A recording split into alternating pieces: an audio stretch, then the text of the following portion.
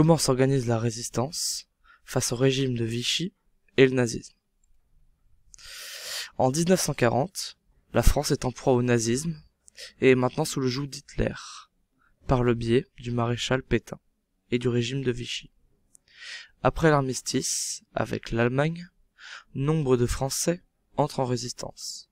Certains résistants luttent à l'intérieur du territoire, les FFI, et d'autres mènent des actions à l'extérieur, les FFL.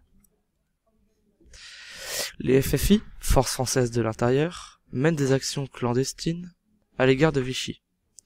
Ils usent de sabotage, d'espionnage, distribuent des tracts anti-Vichy, créent de faux papiers, tout cela en se cachant de la milice du régime ou des Allemands.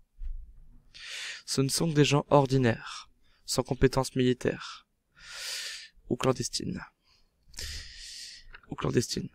Mais ils disposent des maquis, des camps d'entraînement, ou quartiers généraux, cachés dans la forêt, ou relief montagneux. Au fur et à mesure de l'avancement de la lutte, ils gagnent peu à peu le soutien des FFL, leur procurant des équipements ou ravitaillements.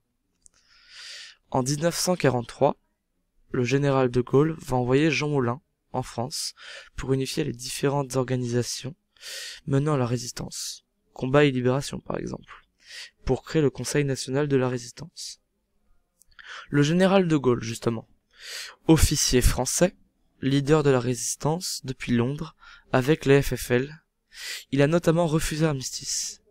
Il incite nombre de soldats, d'ingénieurs ou ouvriers à le rejoindre à Londres pour continuer la lutte lors de l'appel de la résistance en 1940. Il mène les FFL, Forces françaises libres, depuis Londres.